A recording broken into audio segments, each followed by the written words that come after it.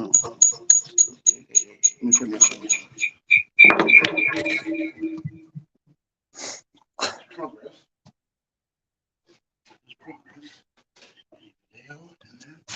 Nope. Okay. And we want that. How is it going through your computer? It's supposed to go through my computer. Nope. Wait. We got audio. We got video, but like this. Yeah. We have to. There's Greg and Greg in here. Oh, wow, that's cool. I'm going to do it. Greg Okay, now what do we have here? Crap. This. and a video call in this thing. Well, it takes money. Trying to drive it. Okay, there's the second one. There's where there's two of them. And so this one's working now. So if we rotate that, now, theoretically, we're in business. Let's try that. There. There. You finally got it. Okay, now do that. And that's backwards. 50-50 shot. Couldn't pull it off.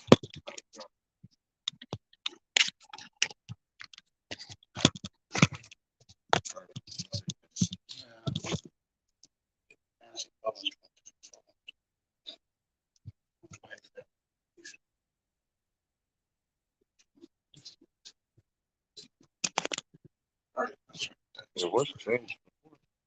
Yeah.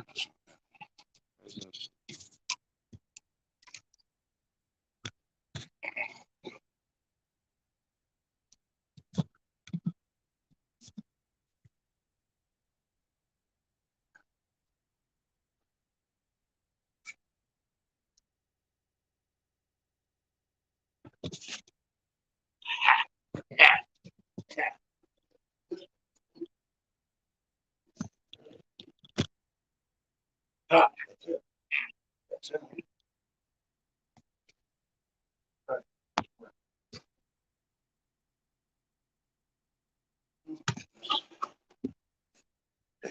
Close it all.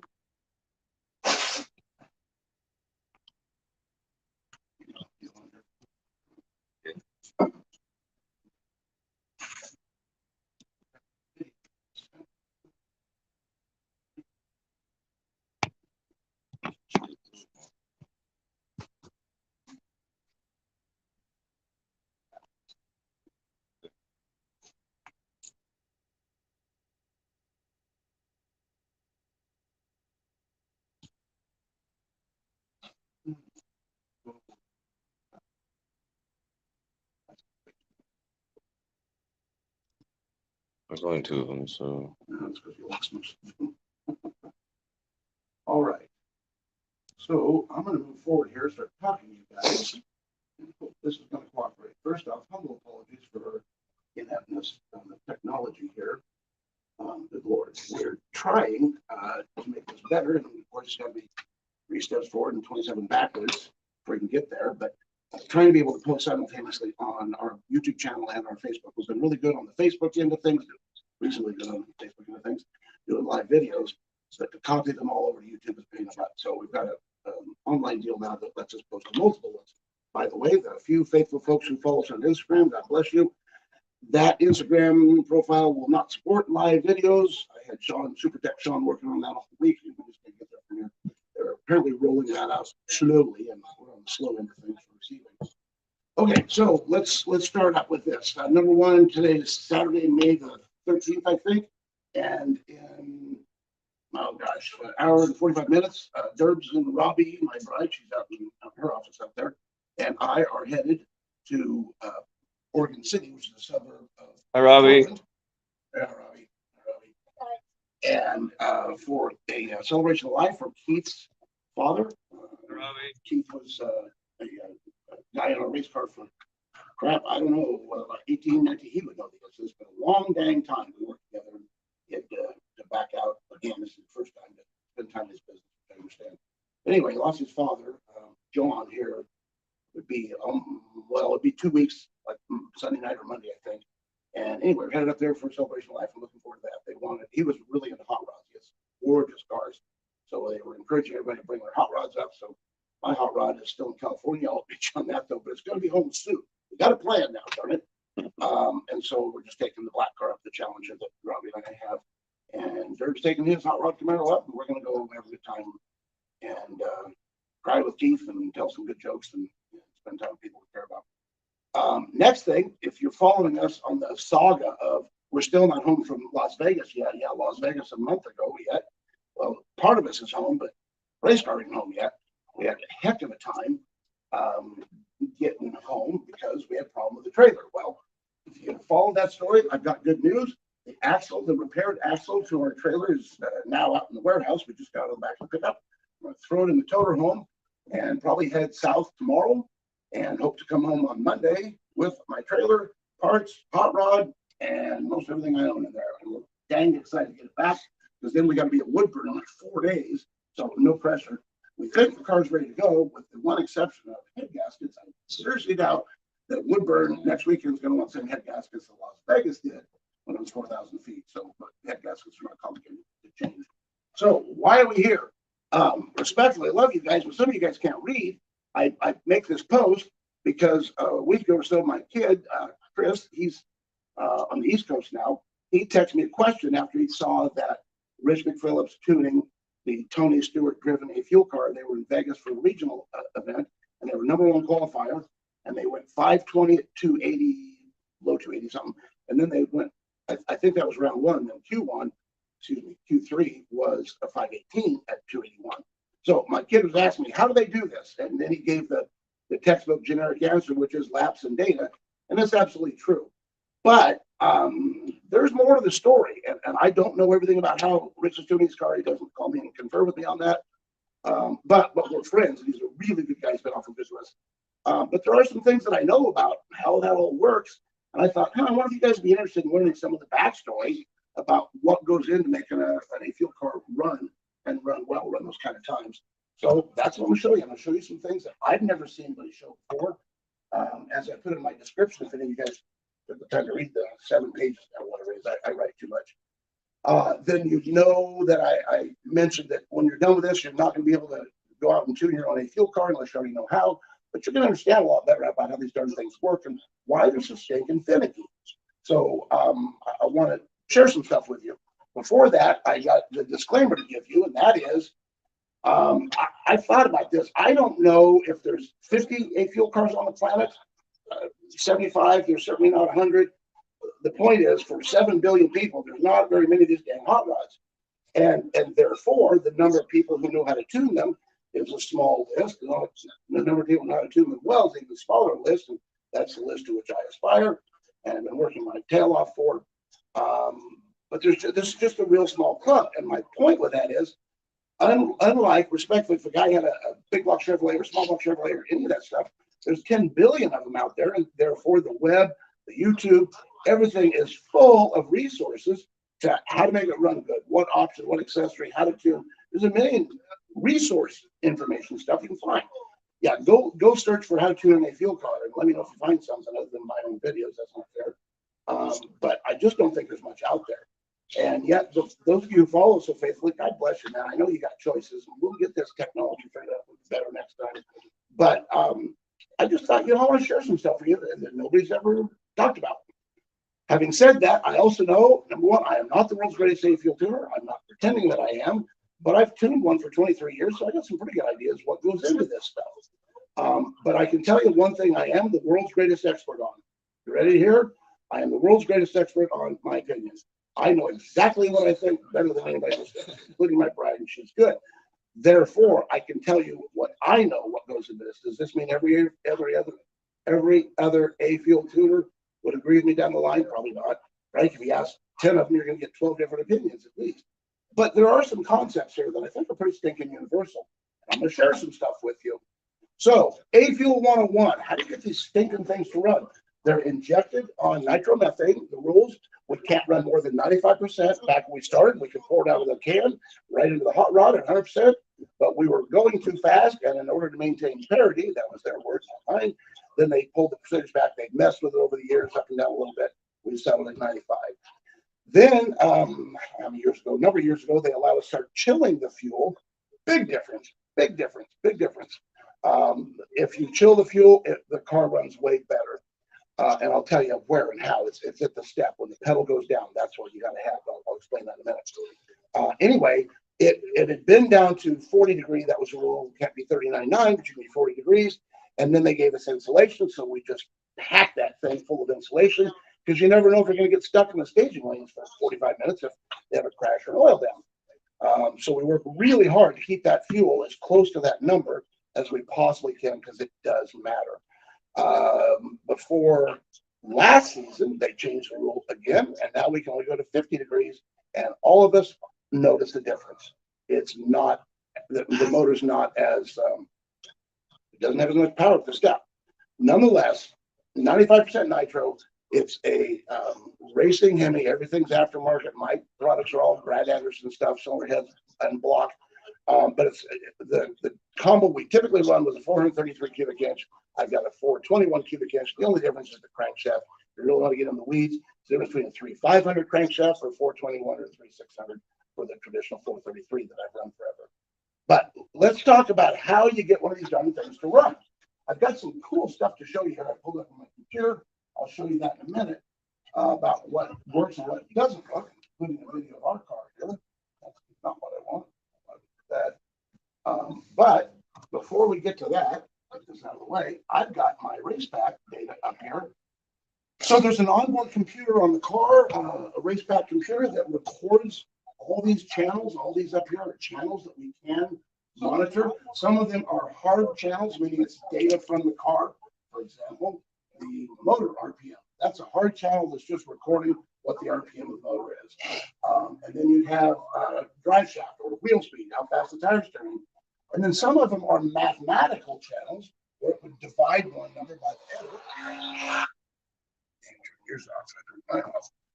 To get a ratio of how fast the tires are turning compared to the motor, and that's called engine to drive shaft ratio, and that's that line. Now, the point of this is I use this religiously to see what the motor's doing.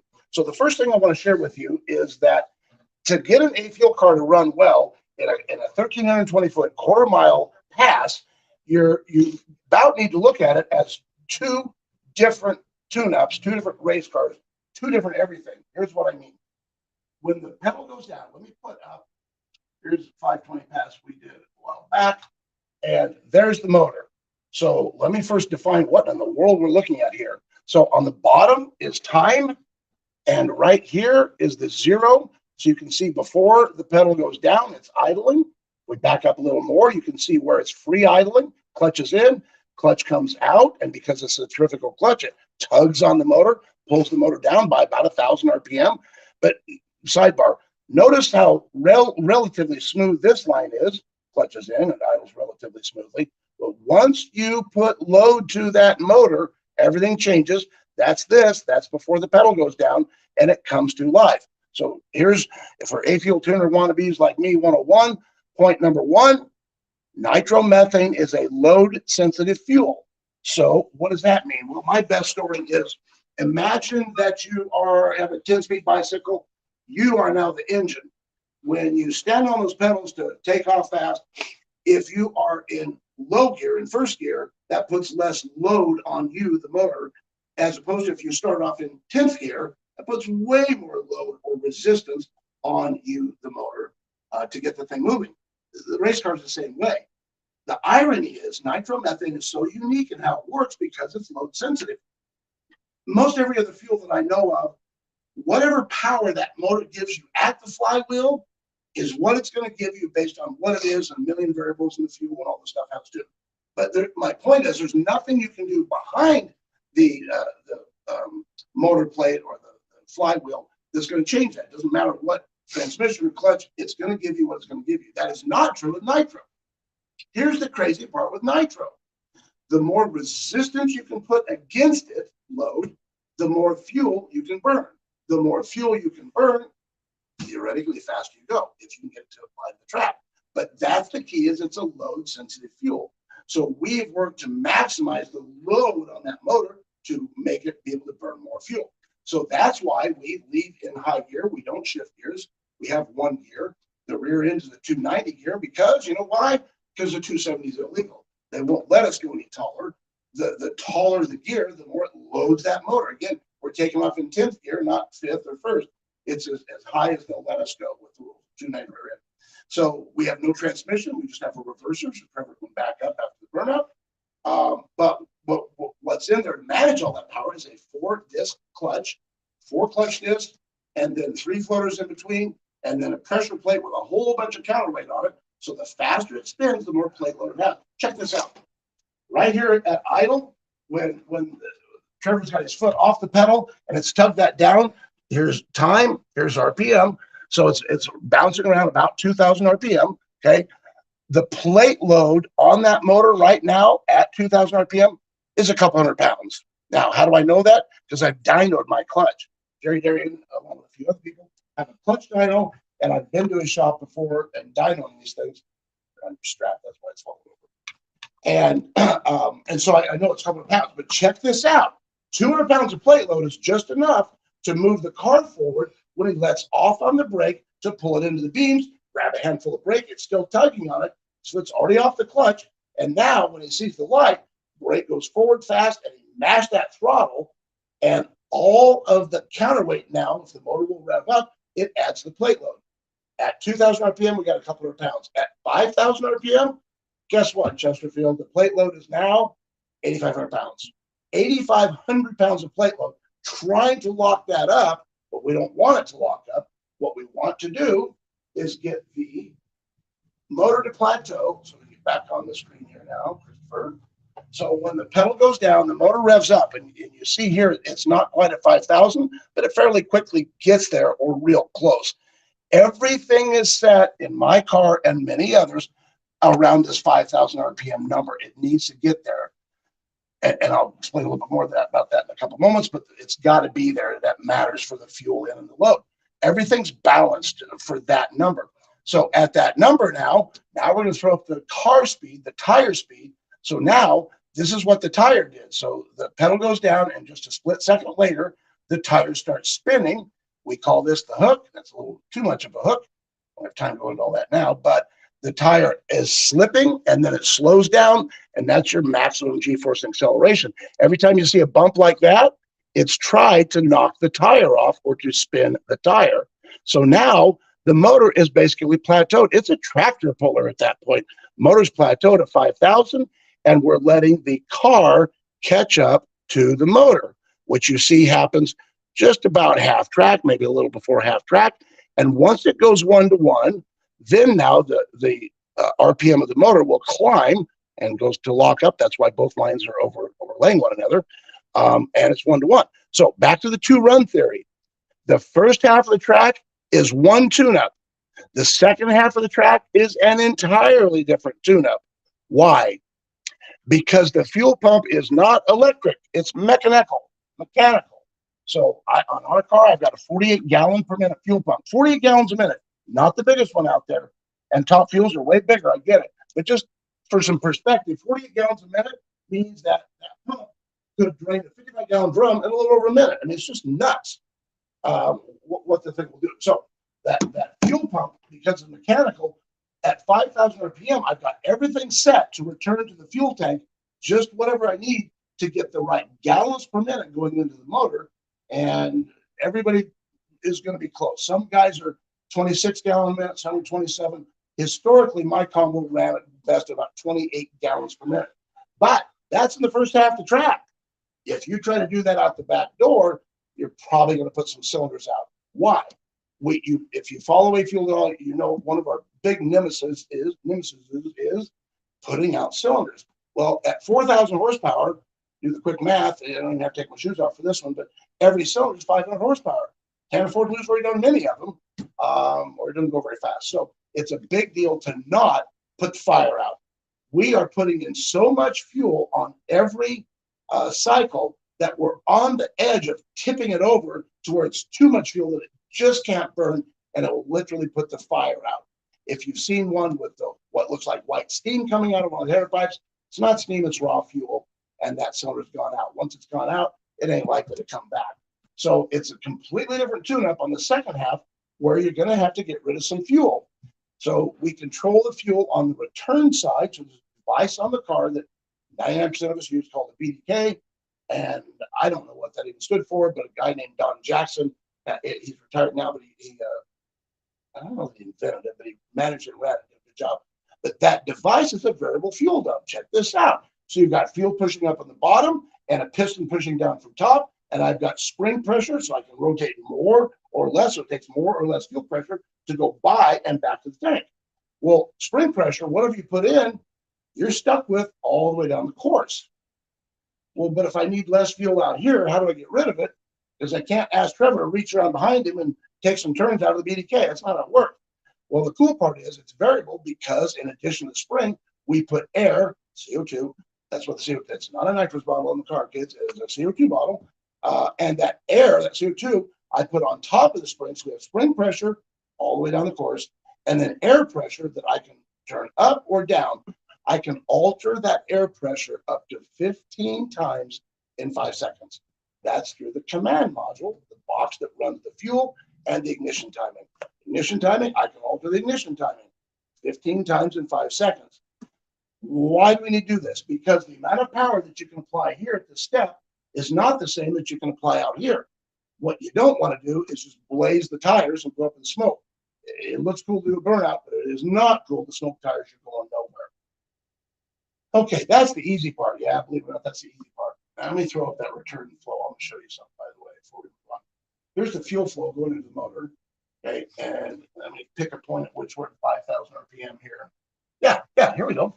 We're at 5,000 RPM, 5,007 at this particular spot. We're 1.4 seconds into the run, and it tells me the drive shaft speed. And there's the fuel flow going into the motor on that run, just over 28 gallons per minute. It's consuming fuel at a rate of 28 gallons per minute at that point. Now let's go back and we'll turn on the additional channel of return flow. And notice we don't really have any return flow in here early because I'm putting it all in the motor. But once we go to lockup, I'm starting to send fuel back to the tank. And it gets kind of jagged, but it's not really relevant for this conversation. But it is returning some fuel, returning 5 gallons there. Okay, well, let me tip my hand to you here, guys. I'll show you what this did. This run was a good run. Come on, flip up there. 528 with a 6, 929 to 60 foot, 3,500 to the half track, and over 226 miles an hour at half track. But we're only going to 66 at the finish line. So check it out. Do the math. We picked up 40, just under 40 miles an hour. That's not good. 50 is the goal. So if you add 50 to 226, go to your 276, and we're close to that 280 number that we've been talking about. Well, why did we not pick up 50 miles an hour? Well, now I'll show you where I screwed up on that run. Let me get the fuel cell back up here. But I'll show you now. I don't remember which cylinder went out, but there's one right there. We'll pick that one out. So this is the EGT. I can put it up for every cylinder. So 4 made it, 6 made it, 8 made it. So they, from the start, they ramp up, get hot, and then as soon as you take your foot off the throttle, then it shuts, the EGTs pull back down. But we're going out the back door at about 1,100, maybe 1,200 degrees. But right there, at 4.8 seconds, number 2 said, I'm out of here, and it checked out.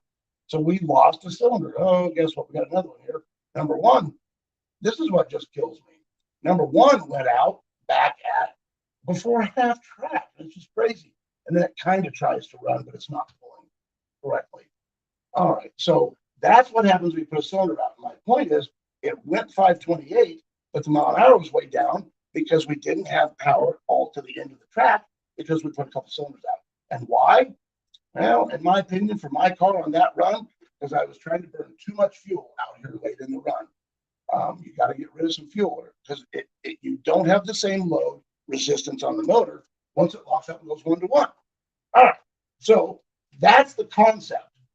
So I'm going to show you now a less than good run and what part of the problem is. And I'll turn this off and I'll show you one we did. So we're in Vegas a month ago now or so, and struggling like crazy to get the car to run well. The good news is I got the cylinder stay lit. The bad news is, and here's what I want to share with you, I haven't seen anybody talk about.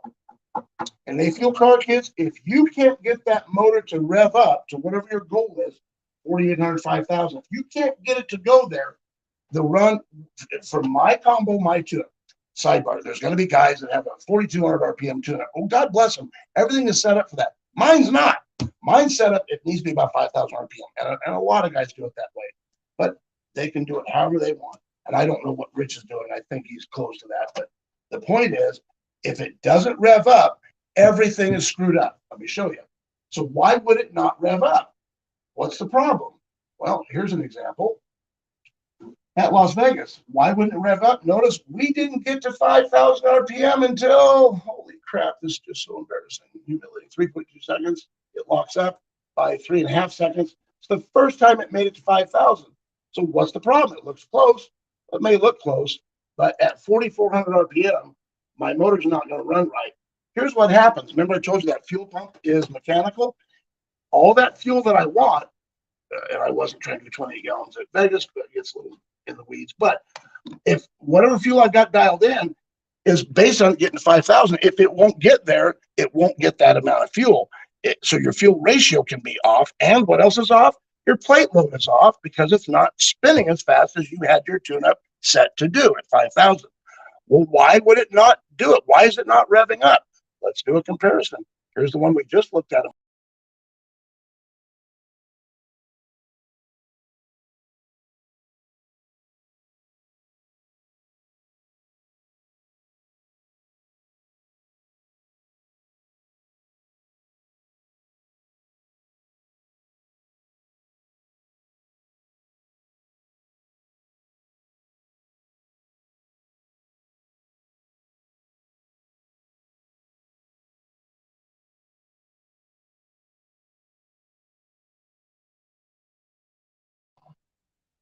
There, you're back. I think. So humble apologies, guys. This is just ridiculous. Get this figured out. But if I may, so what's the problem? Here's the problem. At 4,000 foot at Vegas, you're going to make less power. So we all crutch them to try to get them to rev up. You do that with what? Ignition lead. You do it with compression. You put everything into it, try to get it to rev up. But you've got a double whammy here. Check this out. At Vegas, you're going to make less power. So you work your tail off to get the power back. But not only that, you've got arguably the best racetrack grip surface on the planet. The track is awesome. It's actually too good for us. Let's show you a video here. Check this out. This is a video of our car a couple years ago at Woodburn, but I want to show you the tire speed here. So hang with me here. I've got the audio down because it'll feed back here, but okay, there's the burnout. Now watch this because we're going to go slow-mo on the launch, and I want you to see what happens to the tire. All right, so there's the sidewall, and here we go. Hang on. We're going to slow-mo, and boom, look at that. See that tire? It's gripping, but it is slipping, and it is spinning a little bit, and that also ran a 528. But the point is, you have to get the tire to spin a little bit. It has to spin. If you don't, it's got to spin a little bit, which lets the motor get its head up. If the motor gets its head up, then the rest of the tune-up should follow. If you can't get the wheel speed, you can't get the motor rev up. Can't get the motor rev up, you're already done. So I gained 50 miles an hour back here, but this part of the racetrack, I could not get figured out in time. We had a new motor combo. I'm going to talk about that in a minute, but let's go back. I want to answer the question, how do they run 518? Well, I'll show you another nemesis in our world called tire shake.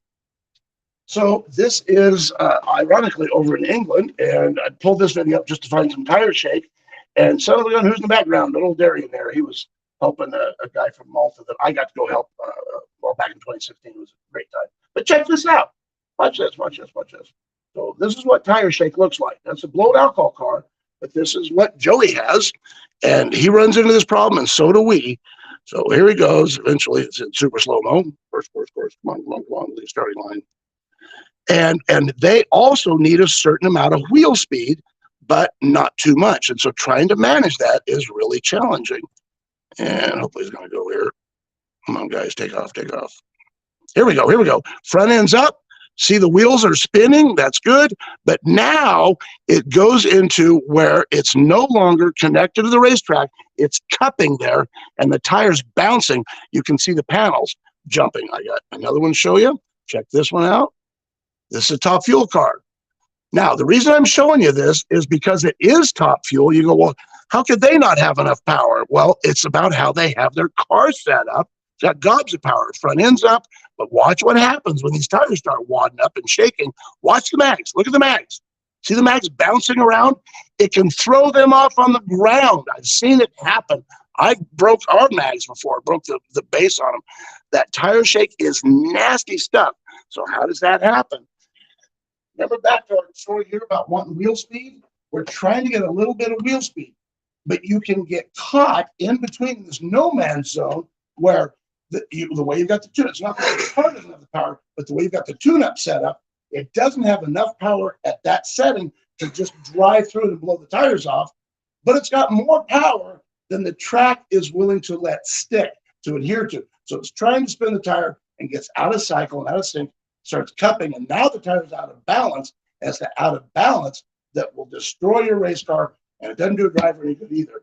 I've had it happen to me numerous times, come back with broken blood vessels. Sadly, I've done it Trevor a time or two, never intentional. I hate tire shake.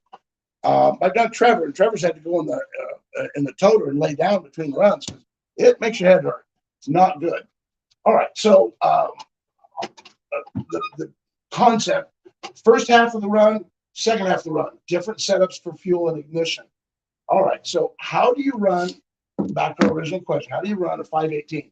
Quick answer is I don't know their tune-up, and if I did, I wouldn't tell you anyway. But I do know some concepts here. We'd also run a 518.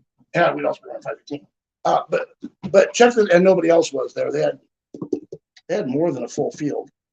The pendulum swing. So for a given season of time, there were gobs of alcohol funny cars and not a full field of dragsters because the A fuels become so popular. Now there's way more dragsters and not as many funny cars.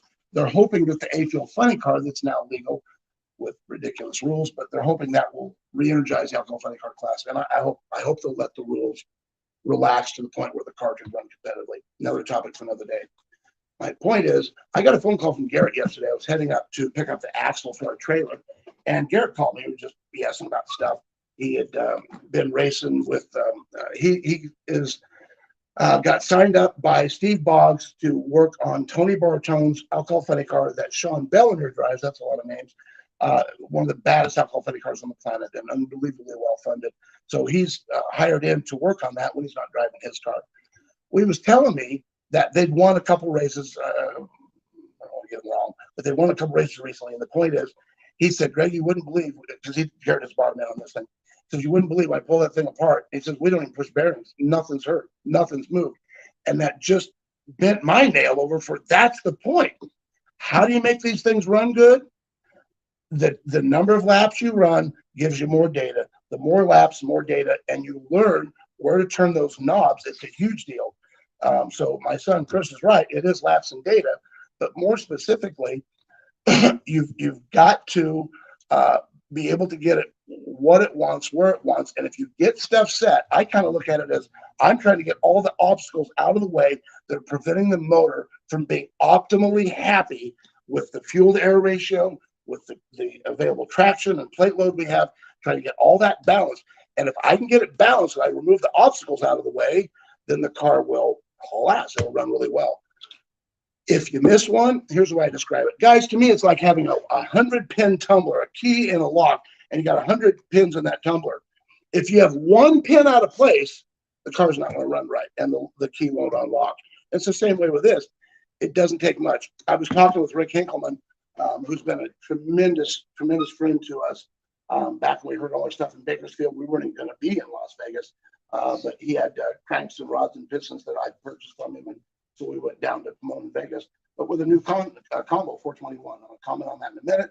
But the point is, Rick and Garrett were just awesome to help us out.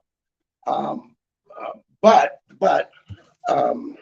are we talking about now? Telling you something about the it'll come back. So that it didn't hurt itself, and so now I'm there, and I got the car to not hurt itself. Garrett never Yeah, because he's not hurting himself. Yeah, and that's the way my car is when it's running well. The reason I'm pointing this out, I've heard people say, well, to get him to go fast, whatever kind of race car, you got to really lean on it, and so you're turning everything up where it's just really hard on stuff. And I used to feel that way too. And I'd come back. There's a spark plug out of my car, for example, and that spark plug out of my car after a run. And you can't see it that closely, but frankly, I clean that up and I can run it again. All the grinding strap's still there. I can remember back when Keith started with me, we'd be up in Mission, Canada, and I can remember pulling spark plugs out that didn't want to come out of that cylinder head because not only was the grinding strap gone, the base circle of the plug was gone, and it melted up a couple threads. Yeah, that's way too lean, but it was tearing itself up, and the plug turning out wanted to tear the threads on the cylinder head. That sucked. If you can, and we used to think that's how you made them go fast, and there are guys that believe that, and whatever their combo is, God bless them. I'm just telling you, with what I see, with what Bogsy's doing, with Bartone's alcohol funny car that Garrett works on, Sean Belmer drives, if you make the motors happy, if you get all the obstacles out of the way, so they're not fighting something they should not have to fight, then they run unbelievably well. Now, back to Rick. I know what I want to tell you. Rick had a brilliant comment. It's like, wow, that's obvious and it's like self-evident, but I missed it. He said to me when we were in Vegas a month ago, he says, Greg, that's why I don't like running Vegas. He said, and this isn't a quote, but it's pretty dang close. He said, Greg, you can be that close to where you need to be with all those pins in that tumble. You can be that close and you'll never know it because it's going to look like you're 10 miles off. And that's exactly the way I felt. I feel like I'm a million miles off, but we just had to get that wheel speed to get the motor to rev up to where I've got everything set to run at it for us at 5,000 RPM. So how did he do it? They were at Indy. It's a good track. I don't know. I wasn't there. I would be stunned if it was as good as what Vegas was. My point is, it would be easier to get wheel speed. Because the weather, I looked it up, was about 2,000 foot corrected then, which is not mine shaft, but it ain't bad air. You can go fast in that air. So at 2,000 foot, you can still make go off the power, and the track would allow them to get that wheel speed. So they weren't fighting this. It would rev up to where they wanted. And then what you do is you're going to feed the power into that motor as quickly as you possibly can. Why don't we leave the starting line with the same ignition lead that we crossed the finish line? Because it just blow the tires off. So you leave with what you think it'll hold. There's no traction control. There's no legal traction control. Nobody's supposed to be doing that, and we're certainly not. But you've got to get it to do what you need it to do at each end of the track, and that's what's challenging. So how do they do it? Well, now we get into some of the weeds, that things that are important, but you're never going to know this if some bean pinhead like me doesn't tell you. How'd they do it? Well, Tony is very blessed. He's been wildly successful in every kind of car that's got four wheels, and now he's doing the long kind. I got to tell you, I give Tony Stewart a tremendous amount of credit and respect. You know why? As I said in the description of this video, Tony owns Top Fuel Team. His bride drives Top Fuel Dragster. He has Matt Hagan, three-time world champ, driving his funny car. He already owns Top Fuel Team. If he wanted a Top Fuel car, he'd have it. And in fact, he's licensed in the Top Fuel car, and he's made a number of laps. And he did well. I heard nothing about problems. He did well. But oh my God, the respect and props I give to a guy with those kind of resources and with that kind of respectfully image to maintain, to say, I'm going to take a year and jump down to the alcohol class and learn how to drive these things well in a fuel car. I just, wow, that's a hell of a good guy that would do that and not say, screw it, I'm starting in Top Fuel. So I just give him a lot of credit. Hooked up with the right team with McPhillips. Well, here's what happens. I think the world of Rich, they've been real helpful to us. But they've got the pieces they need. You've got to have the resources. So and I don't mean the resources a day before, a week before you go to Vegas or Indy. I mean, last fall, they were ordering buckets of parts. That's something else that's changed in our world. You used to be able to call and get stuff. Not anymore. You've got to have months of lead time to get rods or pistons or whatever it is, your crankshaft, blocks, cylinder heads, everything. Not even trying to get valves. Yeah, that's right. Exhaust valves, can't get them. For years. Yeah, not an option. So you know what I did? In fact, Rich McPhillips, he hooked me up. I got his number on my phone. I contacted him and said, Rich, I'm in trouble. I can't get exhaust valves. And I got all these valves that we bent a little bit. How do you bend them? Well, the piston got a little closer to the valve than it should have, and it tweaked it. So he hooked me up with a guy, and I got an exhaust valve straightening tool. We can straighten these dang exhaust valves. There was nothing wrong with them except they're bent, and they won't seal properly when they're bent. So anyway, we straighten them back out. You can't get stuff. That's what happened after Bakersfield. Even if I had $100,000 of money to get rid of as quick as I possibly could, and I didn't. But let's just say I did. It wouldn't matter. I tried. Everybody I knew to get new rods in time, and they just laugh at you. Well, it's either stay home or you come up with what you can. So we changed that 421 combo that Rick and Garrett helped me out with. Awesome. And the parts are fine. They're great parts. Problem? It does not want the same tune-up as my 433. You know how I know that? Oh, my God. When Trevor put his foot down in Q1 at Pomona, the first time I'd run this 421, and we had, 12 cylinders out by the time we crossed Christmas Street? It was just hideous. Like, oh, dear God, dear God. I look like such a moron, as I am, I guess. But it did not want the same fuel volume. Notice he said Christmas tree, not finish line. Yeah, Christmas tree. Yeah, the car hadn't moved 30 feet, and cylinders out everywhere. Like, oh my God, so embarrassing. Now I got way closer, but it just takes laps. So here's the part. Yeah, now we got what, seven laps of the 421? 7 laps. We got all the holes lit, and I got everything lit to the finish line. I couldn't get it to rev up. I don't think that's going to be a problem at Woodburn. I expect it to run. In fact, who's the gentleman I got? Steve Canton. Steve Canton. Hell of a good guy. I like this guy. He caught me. This is hilarious. You'll love this. He caught me before Vegas because I was doing copier stuff with Woodburn. They got a new copier from us. Thank you for business again. And he happened to be there. And he goes, hey, he follows our stuff. Great guy. He says, hey, you're going to Vegas. Yeah. He goes, I'll bet you, what do you want to bet? You're going to run a 530 there. And I was confident, like, yeah, from what I learned from all this, be no problem at all. So we bet a Woodburn corn dog that I'd run a 530 at Vegas. This is embarrassing and humiliating, but Steve, I owe you a corn dog, and I know that. Now, if you guys have never had a Woodburn corn dog, this wouldn't make any sense to you.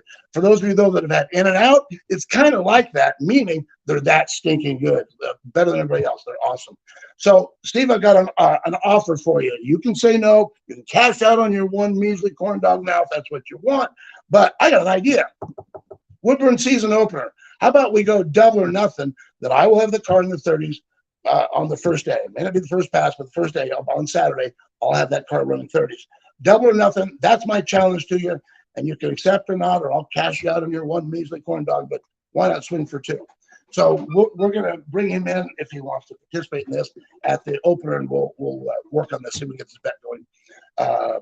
But that's my offer. So anyway, what was I talking about? I had to finish off with something. Oh yeah, parts. So this is going to sound like I'm the world's biggest whining, I want to say bitch, but I shouldn't say that. Whiner, let's just go with that. And I didn't say bitch. It's going to make me sound really bad.